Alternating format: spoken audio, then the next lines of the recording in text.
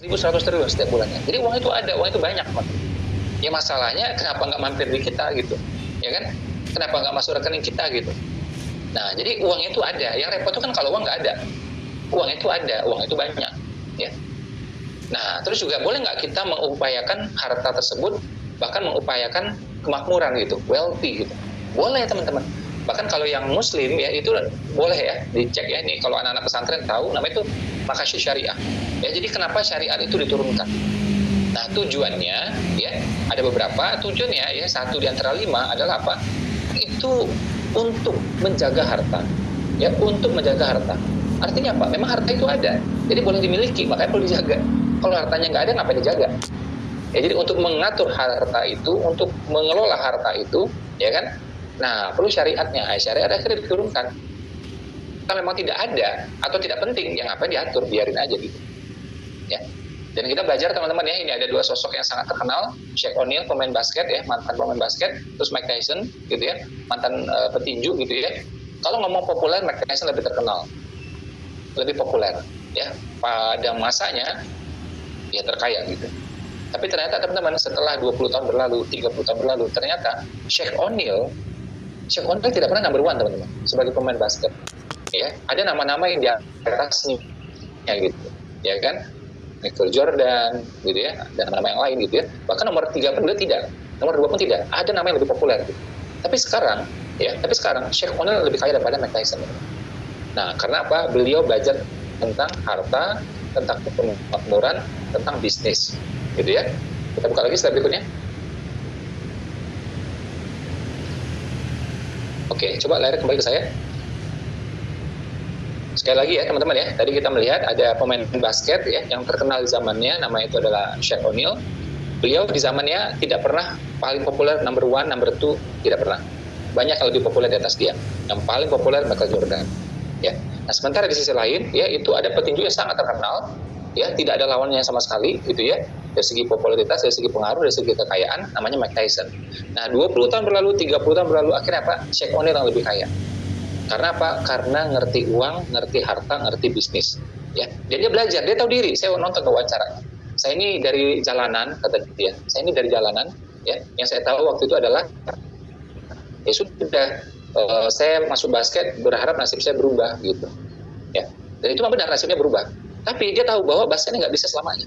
Ya, dan saya ini dari jalanan. Saya ini nggak ngerti ilmu uang gitu. Nggak ngerti ilmu bisnis gitu. Dan saya sempat juga foya-foya waktu itu. Dia pernah sekali transaksi ya, beli di Amazon.com, ibaratnya di Shopee lah gitu ya, itu belanja sekian miliar gitu. Karena nggak ngerti saya gitu. Jadi dapat uang tuh ya kayak kaget asal-asal keluar gitu kan. Nah, akhirnya beliau belajar teman. Nah, ini penting ya, kenapa saya bahas. Jadi sadar bahwa kita ilmunya terbatas. Sehingga akhirnya kita memutuskan untuk belajar. Yang cilaka adalah apa? Ya nggak tahu dirinya, nggak ngerti ilmu, nggak punya ilmu. Ya kan? Akhirnya ya udah gitu-gitu aja kan. Nah, teman-teman ya, tadi saya tunjukkan ya visual atau statement ya antara Tokyo dengan Fuji gitu ya. Mungkin sebagian kita belum pernah nyampe di sana, nggak apa-apa gitu ya. Tapi kalau Fuji, Gunung Fuji itu sangat-sangat terkenal. Betul apa betul? Siapa yang pernah dengar kata atau frase Gunung Fuji? Atau minimal lihat gambarnya ada? Nah, tahu ya Gunung Fuji di Jepang gitu kan ya. Saya pengen ke Gunung Fuji, saya pengen lihat saljunya, saya pengen lihat puncaknya, gitu kan ya. Terus saya kasih tahu, ya udah berangkat ya dari sini terbang ke Narita, ya di Tokyo atau Haneda, gitu kan ya. Kalau pengen lihat, loh saya nggak mau ke Tokyo, saya mau lihat Gunung Fuji. Ya nggak bisa langsung lihat. Jalannya itu memang melalui ya Tokyo dulu, boleh Haneda, boleh Narita. Ada 2 bandara di sana, gitu ya. Nah ini alhamdulillah kita udah bolak-balik ke sana berapa kali ya, mungkin udah lebih dari 10 kali gitu ya. Nah, tapi saya maunya Gunung Fuji, ya nggak bisa, memang harusnya itu ya harus melewati ini dulu gitu. Sama orang luar misalnya ya pengen mau lihat Monas gitu. Saya bilang ya kita sarankan ya sudah terbang menuju Soekarno-Hatta. Soekarno-Hatta lokasi di Banten loh. Saya mau lihat Monas. Memang melalui itu teman-teman. Ya, jadi kalau kita mau ke Gunung Fuji memang harus melalui Tokyo. Kalau memang kita mau lihat Monas, orang luar ya, memang harus melalui Soekarno-Hatta. Secara umum seperti itu. Ya, tidak bisa langsung landing di Monas gitu ya. Tidak bisa langsung landing di Gunung Fuji, nggak bisa teman-teman. Ya. Nah, ini adalah nama itu tahap, teman-teman. Namanya apa, teman-teman? Tahap, fase. Ya. Jadi kalau kita mau kemakmuran, Ya ini sebenarnya simpel aja. Kalau memang kita mau kemakmuran, mau hartanya itu lumayan, fase yang harus kita lalui namanya adalah apa? Perniagaan. Ya bisnis. Ya. Boleh nggak melalui kerja? Boleh, nanti saya tunjukin caranya. Ya walaupun agak repot gitu. Tapi bisnis, perniagaan, itu lebih oke. Nah, bisnis yang seperti apa? Macam-macam cara orang berbisnis, tapi kalau yang saya tawarkan, nanti kita akan bahas ya, namanya ini bisnis praktis, udah mulai dari penawaran. Mulai dari penawaran.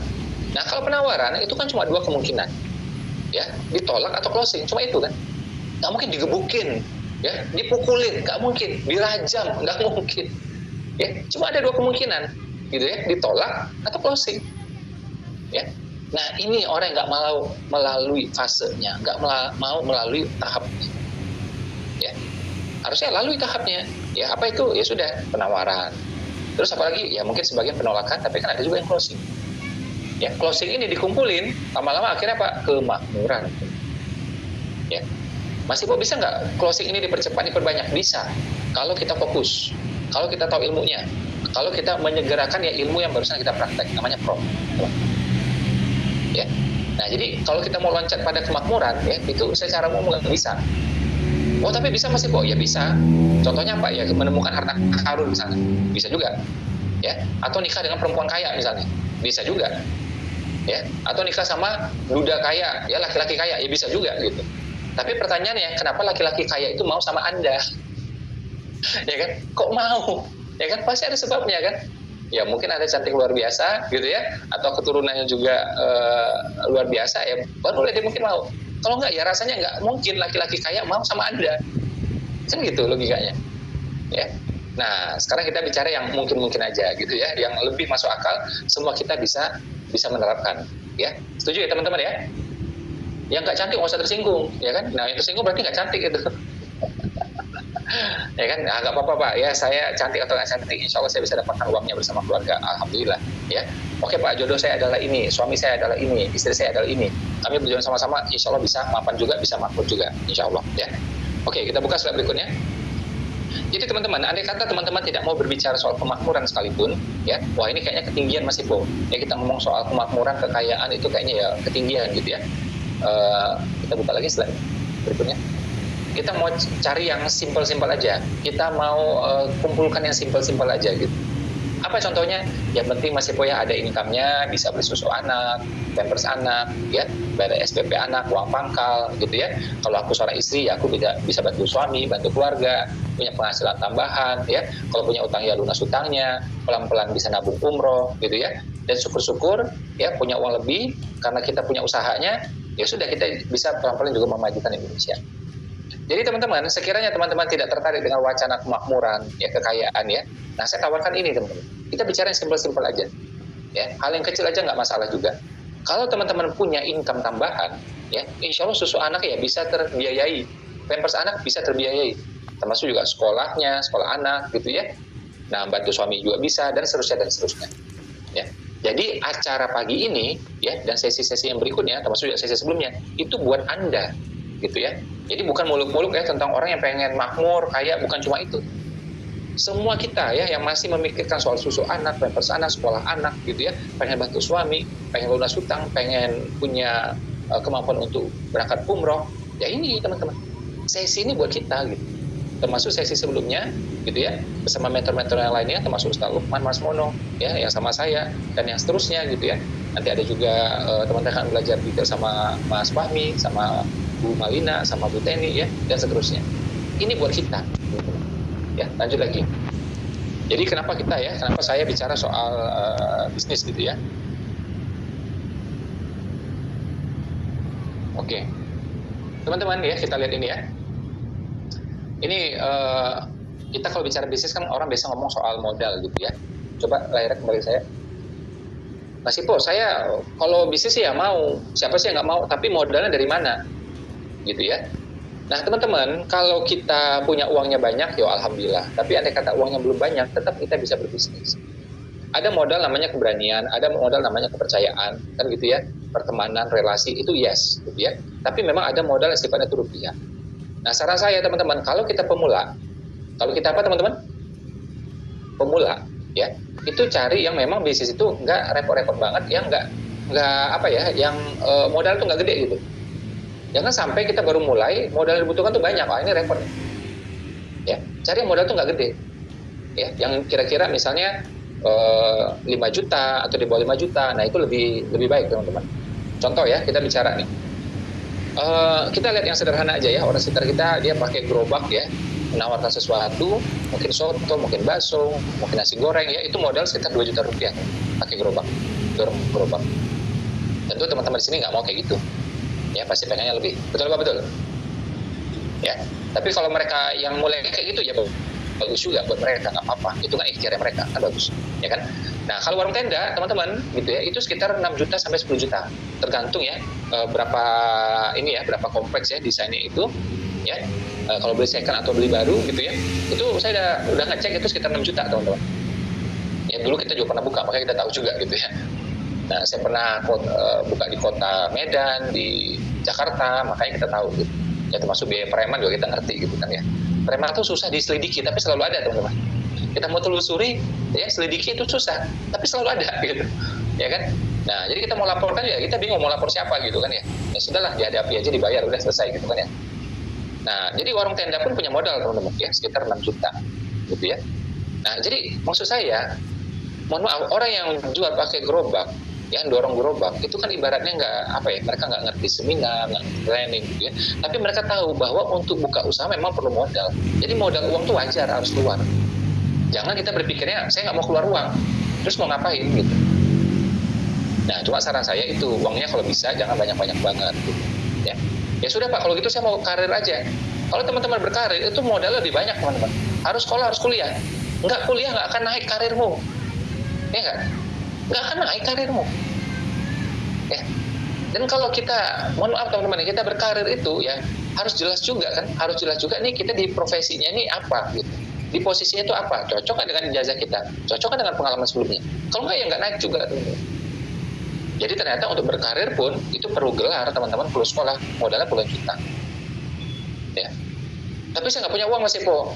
Buktinya orang ketika HP-nya hilang, ketika handphonenya hilang, dia bisa beli lagi dan pasti dia beli lagi. Ya, berapa hari yang lalu driver saya hilang handphonenya, cacat. Besok yang langsung beli lagi dia. Itu driver teman-teman. Kan harus ada, nggak bisa nggak kan? Jadi jangan sampai kita ngomong nggak punya modal, satu. Ya jangan ngomong seperti itu.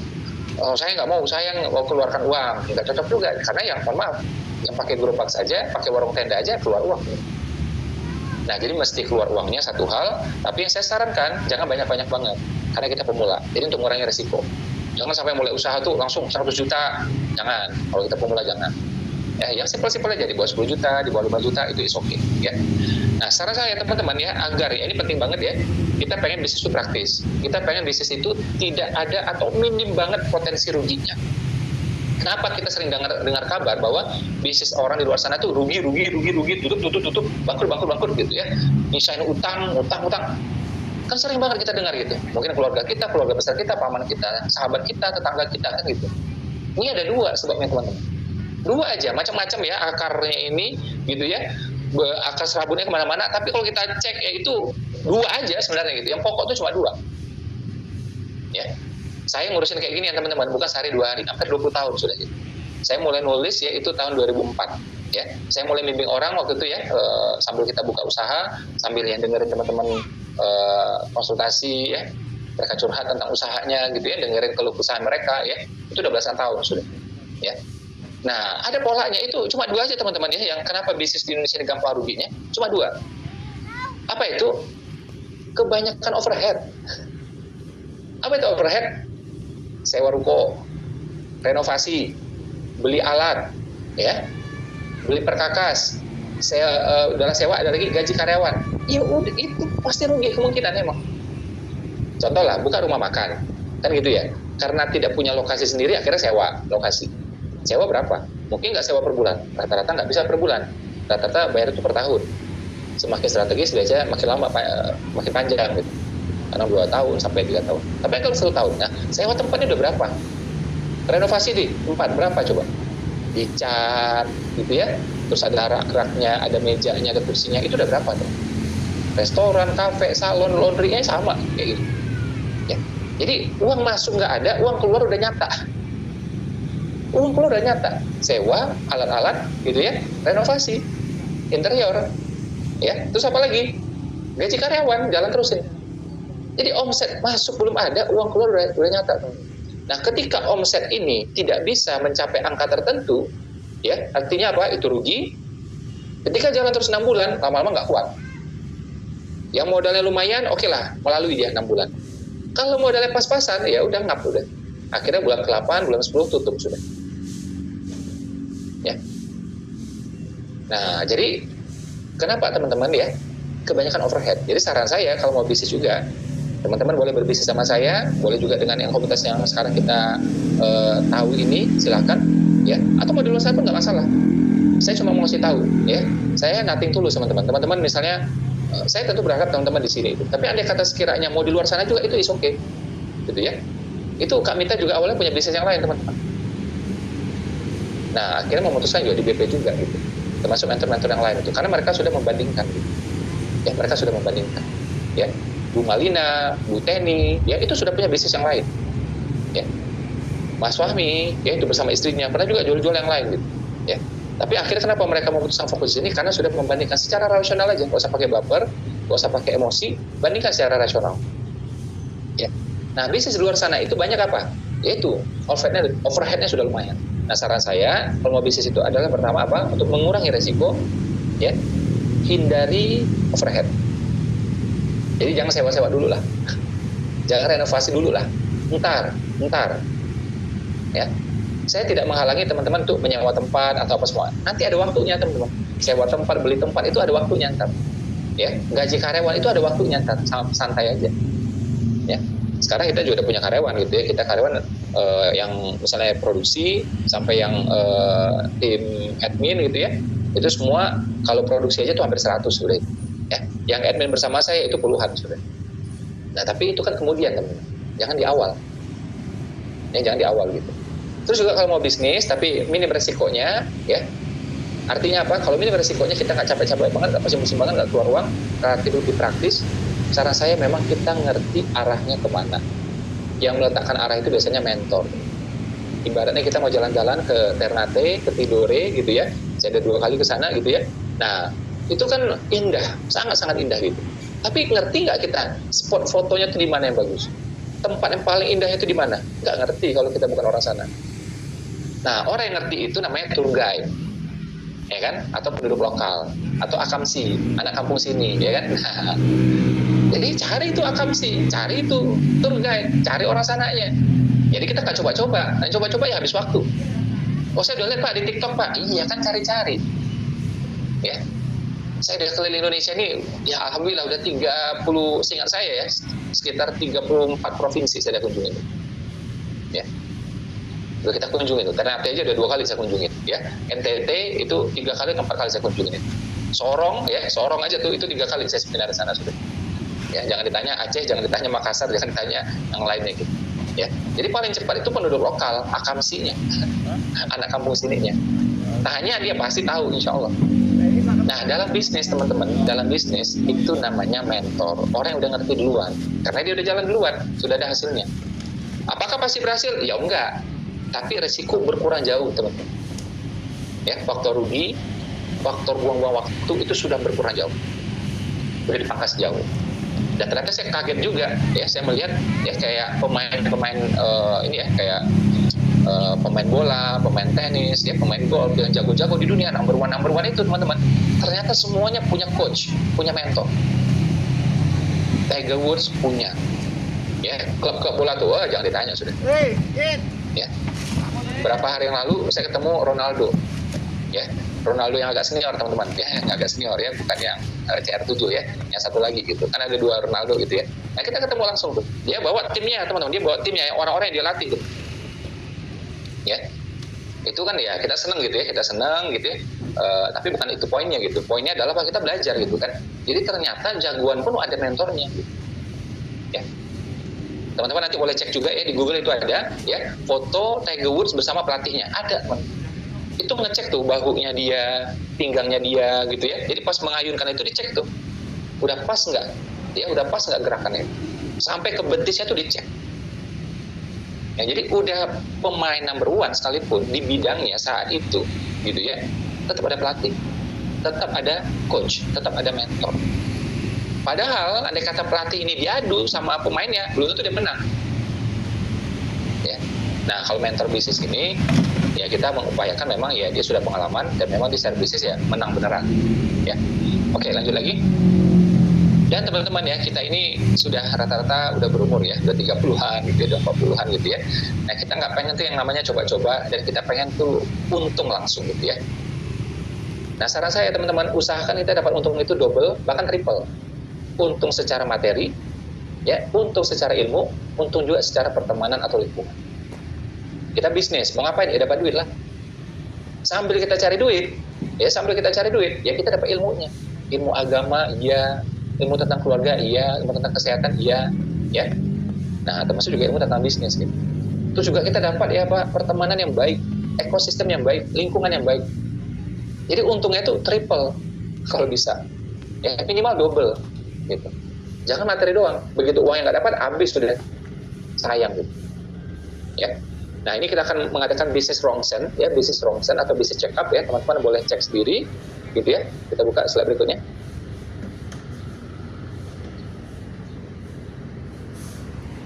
Jadi misalnya, mohon maaf ya, teman-teman misalnya punya bisnis yang lain, ya, coba cek ya, apakah bisnisnya itu punya bimbingan, full bimbingan nggak kira-kira, ya, marginnya, gitu ya, persentase untungnya itu signifikan nggak kira-kira, repeat ordernya itu bulanan nggak kira-kira, jangan sampai orang belinya itu per 3 tahun, per 4 tahun, jangan teman-teman, kalau bisa belinya itu bulanan, jadi uang masuk tuh bulanan juga, coba kita jujur juga, terus apa lagi, coba jujur, apakah produknya itu, mutunya itu bagus, nilai 9 nggak kira-kira?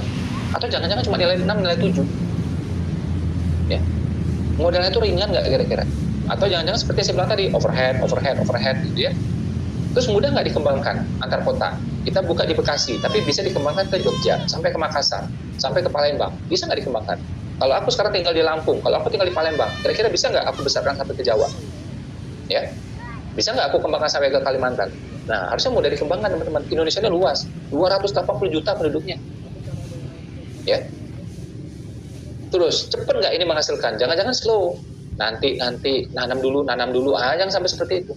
Jadi sebisanya bisnis kita itu full bimbingan. Marginnya signifikan. Repeat ordernya bulanan. Mutunya nilai 9. Modalnya ringan. Mudah dikembangkan. Dan cepat menghasilkan. Ada nggak ciri yang lain? Ada. Coba cek bisnis kita ini. Kalaupun barang belum terjual, masih aman nggak kira-kira? Nah, kalau bisa barangnya, andai kata belum terjual, kita masih aman, kita nggak rugi. Ya, syukur-syukur apa? Hemat space. Ya disimpan di rumah nggak nyita space. Ya walaupun barang itu 100 juta, 200 juta, tidak nyita space. Ya. Karena Indonesia ini luas, kita bisa kirim kemana-mana. Nah, syukur-syukur juga.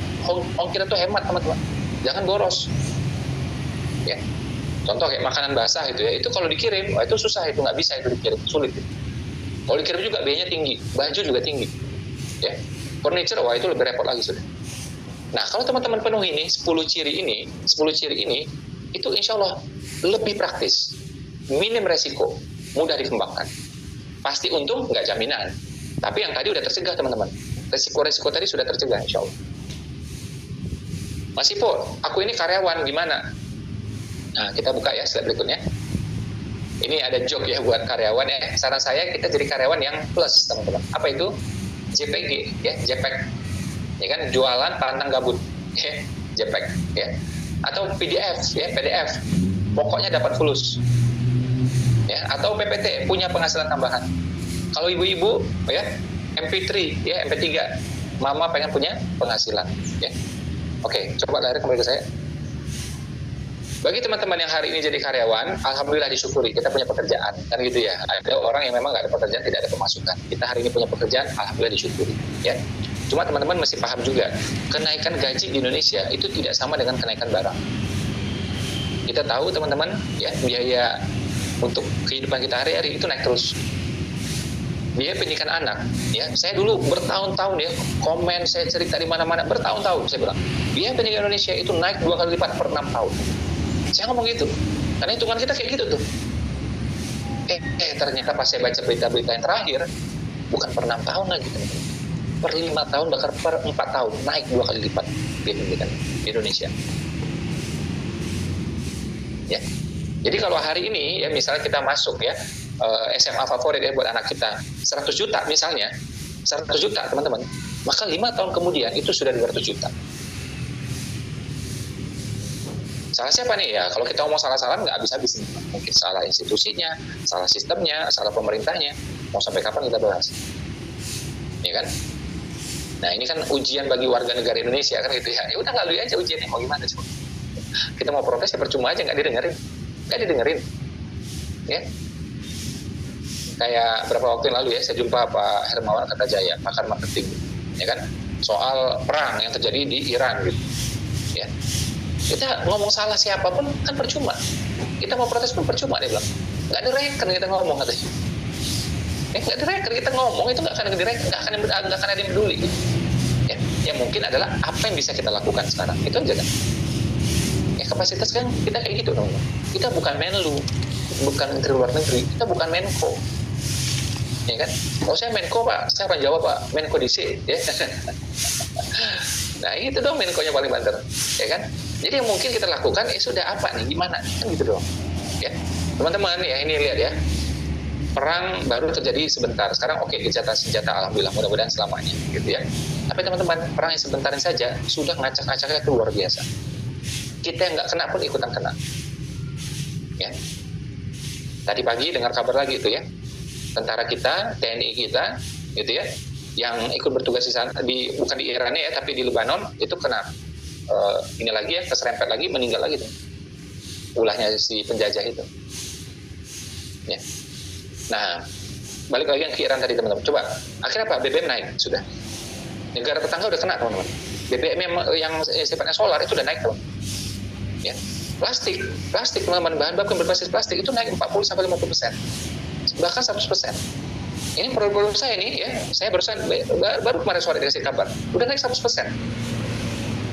Ya, kita mau cetak lagi, mau bikin lagi, ya itu yang berbasis plastik sudah naik 100%. Saya bilang ya nanti Senin atau Selasa saya mau nego dulu ya, saya mau ini. Nah ini segitu teman.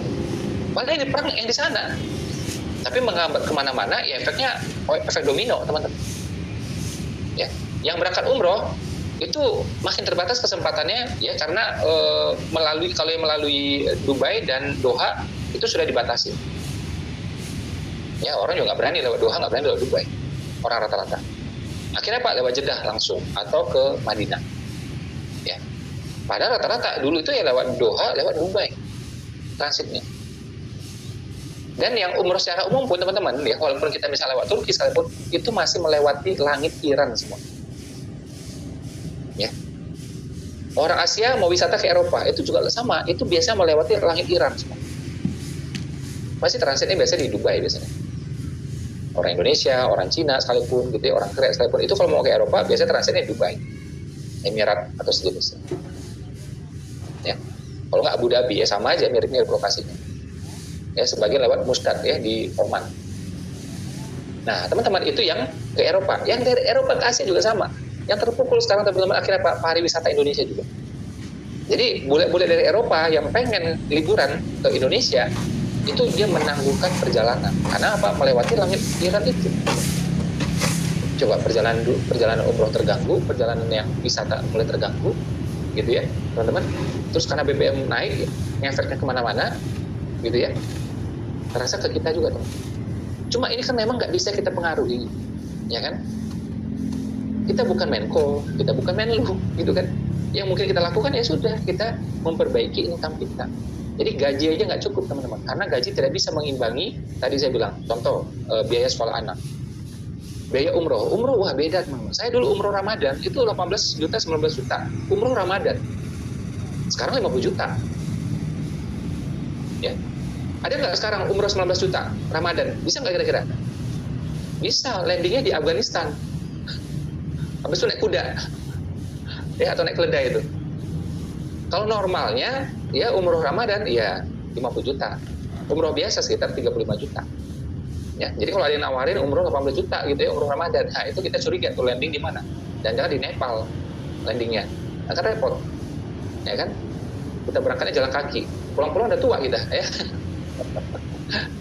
Nah, jadi itu duit semua teman-teman. Jadi bayangkan ya, umroh dulu yang Ramadan cuma 18 juta, 19 juta, sekarang sudah 50 juta. Itu yang saya alami langsung itu. Ya. Nah, umroh naik teman-teman. Itu setahun 10-20% tiap tahunnya. Biaya pendidikan naik 2 kali lipat per 5 tahun. Biaya properti itu naik, harga properti itu naik. Ya, sekitar 8%, 9% sampai 12% per tahunnya, tergantung lokasi. Ya. Kita makanya pernah dengar kan, oh dulu beli tanah sekian, sekarang udah sekian gitu ya. Itu. Jadi kalau kita tidak punya income tambahan selain gaji, ini repot. Makanya teman-teman sekalipun yang masih kerja, ada baiknya menurut saya punya bisnis, punya income tambahan yang lain. Ya. Punya pemasukan yang lain. Oh tapi saya ngantor Pak, dicari waktunya. Sabtu Ahad masih boleh nggak? Kalau boleh, udah manfaatkan Sabtu Ahad. Malam masih boleh nggak kira-kira? Tanya sama kantornya. Kalau jam istirahat, jam 12 sampai jam 1, aku ngurusin bisnis, balas WA masih boleh nggak? Tanya sama kantornya. Kalau dibolehin, ayo. Kalau nggak, jangan. Ya, biar gaji kita berkah, biar profit kita juga berkah, teman-teman. Ya, jadi bagi karyawan sekalipun, saya menyarankan memang kita itu punya yang namanya ya stream yang lainnya, ya income stream yang lainnya, harus income yang lainnya, teman-teman. Karena ya itu tadi biaya pendidikan, biaya umroh, harga properti, termasuk juga yang sembako dan semuanya itu. Ya. Nah, terakhir kita buka slide-nya. Bagi teman-teman yang mungkin baru kenal gitu ya sama komunitas ini gitu ya, ada Kak Mita ya, ada Kak Arsi, Teh Teni ya, Malina ya, Mas Fahmi ya, Kak Wadunia gitu. Di sini teman-teman ya, namanya komunitas BP Berkah Berpahala. Alhamdulillah kita itu dibersamai ulama. Selain tokoh-tokoh, trainer gitu ya, kita juga ya alhamdulillah dah punya tokoh banyak, punya trainer banyak, tapi kita juga dibersamai ulama. Ini barusan saya dapat kabar ya tadi WA dari timnya beliau Yahya juga gitu ya. Insya Allah kita akan ada acara lagi dalam waktu dekat awal Mei insya Allah. Nah ini ulama-ulama yang membersamai kita teman-teman. Ya beliau tokoh-tokoh yang luar biasa, tapi rendah hati mau membersamai kami. Alhamdulillah. Buya, Khalil, Ustaz Abdul Somad, ya, Ustaz Dasar, Ustaz Ramil Faisal, ya, Syekh Muhammad Jabir, Habib Nabil, Imam Samsi Ali, walaupun beliau domisili di New York, gitu ya, tapi membersamai kita juga, gitu ya, Ustaz Bendri, ya, Ustaz Abi Maki, Ustaz Umar Mita, Ustaz Lukman, Ustaz Sukti, Ustaz Wijayanto, ya, dan tokoh-tokoh yang lain. Mas Riki Harun di sini, Mas Riki Harun di sini, Mas Riki Perdana juga di sini, Mas Iman Jiros, ya, terus juga perencana keuangan Pak Ahmad Ghazali, terus Mas Mario, Mbak Ratu, ya, istrinya, termasuk juga Mbak Okistina Dewi, termasuk juga Mbak Paulina Teman, ya. Coba lihat kembali ke saya. Jadi teman-teman, apa maksud saya menyampaikan ini? Insya Allah teman-teman tenang gitu di sini, ya. Jadi kapal yang kita pilih itu kapal yang tepat, menuju pulau yang tepat, bersama nakoda yang tepat. Kalaupun kita belum sampai di pulau tujuan, kita bersama penumpang-penumpang yang tepat, yang nyaman. Adalah nyebelin, kita naik kapal, perjalanan 1 hari misalnya. Saya pernah teman-teman, 2 hari waktu itu pernah. Ya, dulu nggak punya uang, ya udah naik kapal gitu kan ya. Ya udah perjalanan 2 hari. Itu orang-orangnya kita nggak kenal. Nilai-nilai pun nggak sama dengan kita. Akhirnya apa ya, kurang nyaman kan. Lebih enak kalau kita perjalanan itu, apakah itu 2 jam ataupun 2 hari, itu dengan orang-orang yang nilai-nilainya sama dengan kita. Betul apa betul? Enak. Contoh aja, mau nonton TV aja, nontonnya sama udah, ya kan? Kalau enggak itu udah beda. Pas kita mau nonton TV itu, misal ya, kayak di kapal kan hiburannya gitu, nonton TV gitu. Yang satu pengen dangdut, ya kan, joget-joget. Kalau dangdut biasa masih mending, dia sering joget-joget gitu kan. Ini kan susah gitu kan, kita aduh mau gimana gini kan. Nah yang enak tuh nilai-nilai adalah sama, ya, nilainya adalah sama. Ya jadi pas ngobrol, pas nonton, ya, apa aja tuh jadinya lebih enak, teman. Nah di komunitas ini, insya Allah gitu ya, kita, ya saya bilang tadi teman-teman, kita insya Allah menuju pulau yang tepat, bersama nakoda yang tepat, ya, saya ada bersama mentor-mentor yang lain, bersama ulama-ulama juga insya Allah, kita bersama nakoda yang tepat, gitu ya, dengan kapal yang tepat, bersama juga penumpang-penumpang yang insya Allah tepat. Saya bersama mentor yang lain, mungkin tidak ideal, gitu ya teman-teman, tapi insya Allah kita terus berbenah. Dan alhamdulillah melalui komunitas ini sudah ribuan orang nafkahnya membaik. Ya, ini orang-orangnya ada di sini sebagian. Teman-teman nanti boleh tanya, boleh cek sendiri. Ya, di komunitas ini teman-teman ya sudah ribuan orang berangkat umroh. Ribuan. Yang lunas utang udah ribuan. Jadi saya bilang ini nggak ideal ya. Kita terus berbenah gitu ya. Tapi yang jelas kita di sini kita berusaha belajar terus, kita juga minta ulama membersamai kita gitu ya. Dan alhamdulillah sudah ribuan orang lunas hutang, ribuan orang berangkat ke tanah suci. Ya. Dan udah nggak terkira lagi jumlahnya orang-orang punya income tambah. Ya. Nah, jadi menurut saya ini layak untuk teman-teman fokuskan, layak untuk teman-teman tekun. Ya. Mungkin itu teman-teman dari saya. Terima kasih banyak. Kita tutup dengan alhamdulillah. Assalamualaikum warahmatullahi wabarakatuh. Saya kembalikan kepada Kamita. Waalaikumsalam warahmatullahi wabarakatuh. Baik, Masya Allah, tabarakallah ya. Jadi teman-teman ternyata bisa banget loh ya buat kita yang mungkin nggak punya background bisnis apapun, ternyata bisa dapat bisnis praktis ya. Nggak perlu mikir panjang-panjang ya. Kalau kemarin insya Allah pertimbangannya udah mateng banget. Nah ayo segera putuskan hari ini juga teman-teman ya. Karena ini hari terakhir dan kita pengen semuanya nanti kita bergabung lagi kalau ada acara-acara seperti ini lagi bersama Bapak Ibu yang hadir di pagi hari ini gitu ya. Segera putuskan, segera hubungi ya pengundangnya masing-masing ya, silahkan tanya karena hari ini adalah promo terbaik dan ini adalah hari terakhir ya. Buah duku, buah delima ya, rasanya asam siapa menduga, peluang itu selalu ada, ayo gabung sekarang juga. Pergi ke pasar membeli udang, segera amankan promo terbaik sambil hubungi yang mengundang karena hari Senin harga pasti naik ya. Mungkin itu dulu dari kami, kita ucapkan terima kasih ya untuk Mas Ipo Santosa ya. Kita sama-sama tutup dengan alhamdulillah dan doa kafaratul majelis. Wassalamualaikum warahmatullahi wabarakatuh. Waalaikumsalam warahmatullahi wabarakatuh.